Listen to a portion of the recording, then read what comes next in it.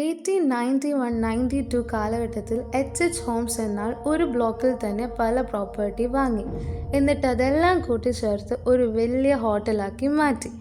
അയാൾ പല പല വർക്കേഴ്സിനെ ഹോട്ടലിൻ്റെ പല പല ഭാഗത്ത് മാത്രം വർക്ക് ചെയ്യാൻ പറഞ്ഞു. കാരണം ആ ഹോട്ടലിൻ്റെ വഴികളാരും മനസ്സിലാക്കാതെ ഇരിക്കാൻ. ചിക്കാഗോ വേൾഡ് ഫെയർ 1893 ഹോട്ടൽ തുറന്ന് പ്രവർത്തിച്ചു. ലോകത്തിൻ്റെ പല ഭാഗത്തു നിന്നും ഹോട്ടൽ വിസിറ്റ് ചെയ്യാൻ ആളുകൾ എത്തി. പക്ഷേ അത് ശരിക്കും ഒരു നോർമൽ ഹോട്ടൽ ആയിരുന്നില്ല. ആ ഹോട്ടലിൻ്റെ എല്ലാ മുറികളും ഓരോ വിധത്തിലുള്ള ടോർച്ചർ ചെയ്യുമ്പോഴായിരുന്നു. വർഷങ്ങളോളം ഒരുപാട് ആളുകളെ ആ ഹോട്ടലിൽ അയാൾ ട്രാപ്പ് ചെയ്ത് വെച്ചു. ആളുകളെ കബളിപ്പിച്ചുകൊണ്ട് ഇവിടുന്ന് എസ്കേപ്പ് ആകാമെന്ന് തെറ്റിദ്ധാരണ കൊടുക്കുമായിരുന്നു.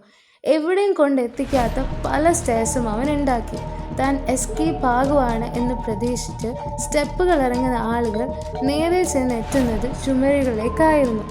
ഏതെങ്കിലും വിക്ടിംസ് മരണപ്പെട്ടാൽ ബോഡി നിക്ഷേപിക്കാനുള്ള ചേംബറും അദ്ദേഹം ഉണ്ടാക്കിയിട്ടുണ്ടായിരുന്നു. ഇദ്ദേഹം അമേരിക്കയിലെ ഫസ്റ്റ് സീരിയൽ കില്ലർ എന്നാണ് അറിയപ്പെടുന്നത്.